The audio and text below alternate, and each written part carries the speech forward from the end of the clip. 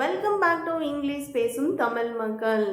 அவங்களுக்கும் இங்கிலீஷில் ஃப்ளூயண்ட்டாக பேசணுன்னு ஆசையாக இருக்கா? ஸ்க்ரீனில் டிஸ்பிளே ஆகிற இந்த நம்பருக்கு கால் பண்ணுங்கள். நீங்கள் எங்களோட தினமும் 1 மணி நேரம் இங்கிலீஷில் பேசலாம். நீங்கள் தமிழில் திங்க் பண்ணுறதுனால தான் இங்கிலீஷில் உங்களால் ஃப்ளூயண்ட்டாக பேச முடியறதில்ல. நாங்கள் உங்களை இங்கிலீஷில் திங்க் பண்ண வச்சுருவோம். அதனால் மறக்காமல் ஸ்க்ரீனில் டிஸ்பிளே ஆகிற இந்த நம்பருக்கு கால் பண்ணி டீட்டெயில் கெட் பண்ணுங்கள். வாங்க வீடியோக்குள்ளே போகலாம். இந்த வீடியோவில் நாம் 10 தமிழ் சென்டென்சஸை எப்படி இங்கிலீஷில் டிரான்ஸ்லேட் பண்ணலாம் அப்படின்னு பார்க்கலாம். கூடவே நிறைய தமிழ் வார்த்தைகளுக்கு இணையான ஆங்கில வார்த்தைகளையும் தெரிஞ்சுக்கலாம். Let's move on to the first sentence. உன்னை பார்த்து பயந்துட்டு இருக்க நீ என்ன நாட்டாமையா? நம்ம நிறைய வாட்டி கேட்போம், உன்னை பார்த்து பயப்படுறதுக்கு நீ என்ன பெரிய அப்பாட்டகரா, நீ என்ன பெரிய இவனா, இது மாதிரி எல்லாம் கேட்போம்ல. அதே போல் இந்த சென்டென்ஸில் நாட்டாமையா அப்படின்னு கேட்குறாங்க. இதுக்கு இங்கிலீஷில் சீஃப்டன் அப்படின்னு சொல்லணும். ஸோ நீ என்ன நாட்டாமையா அப்படின்னு கேட்கும். நீ என்ன போலீஸா, நீ என்ன டாக்டரா, இதை மாதிரியெல்லாம் கேட்குறதுக்கு இங்கிலீஷில் ஆர் யூ போட்டு கேளுங்க. ஸோ இந்த சென்டென்ஸை are you a chieftain, are you a chieftain அப்படின்னு கேட்கணும். உன்னை பார்த்து பயந்துட்டு இருக்க, உன்னை பார்த்து பயப்பட வேண்டுமா அப்படின்னு கேட்போம்ல. அப்போ to be scared, to be scared.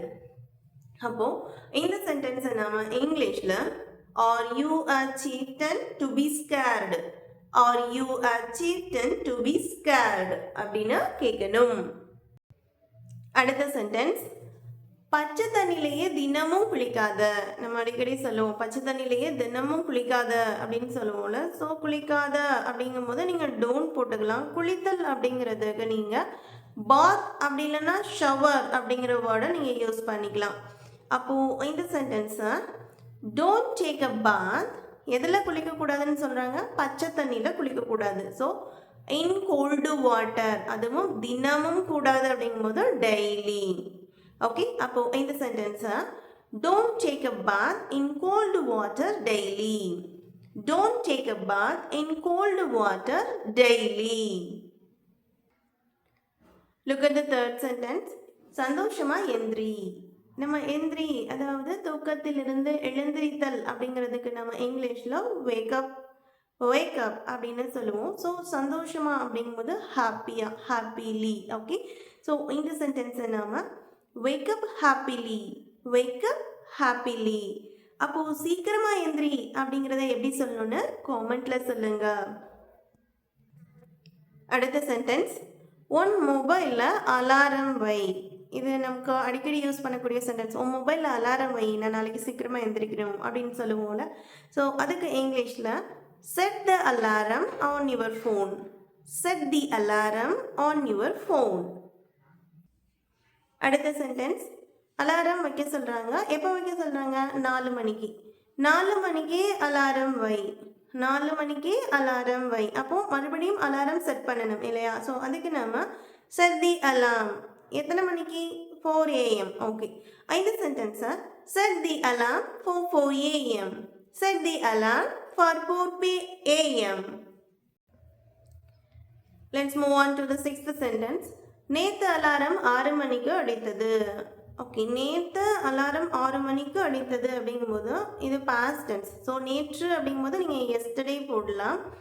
Alarm அடித்தது அப்படிங்கிறதுக்கு நீங்கள் went off, went off note பண்ணுங்க. இந்த went off அப்படிங்கிறது ஒரு இன்ட்ரான்சிட்டிவ் வேர்பு. இதை நீங்கள் நிறைய விஷயங்களுக்கு யூஸ் பண்ணிக்கலாம். ஃபார் எக்ஸாம்பிள், ஒரு பாம்பு வெடித்தது, இல்லைன்னா அவள் எதுவுமே சொல்லாமல் போயிட்டா, she went off without saying good bye.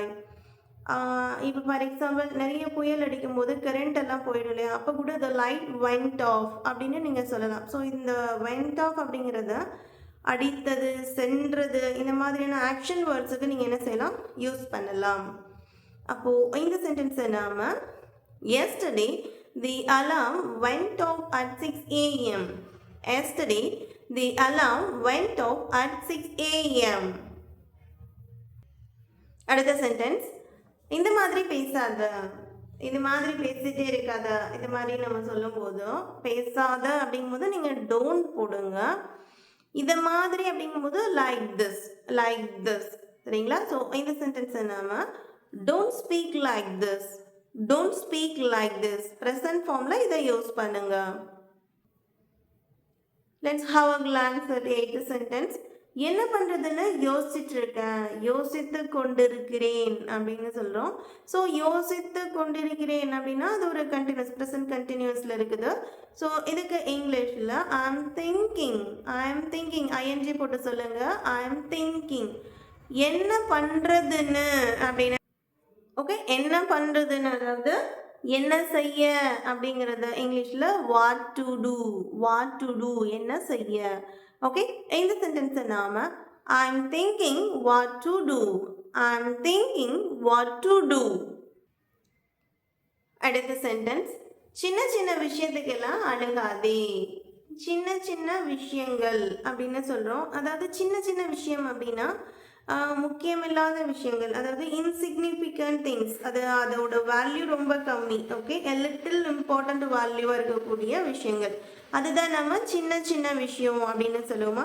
இதுக்கு இங்கிலீஷில் ட்ரிவியல் மேட்டர், ட்ரிவியல் மேட்டர் அப்படின்னு சொல்லணும். தென் செய்யாதே, அழுகாதே அப்படின்னு ப்ரெசன்ட் ஃபார்மில் சொல்லும்போது நீங்கள் டோன்ட் போட்டு சொல்லணும்.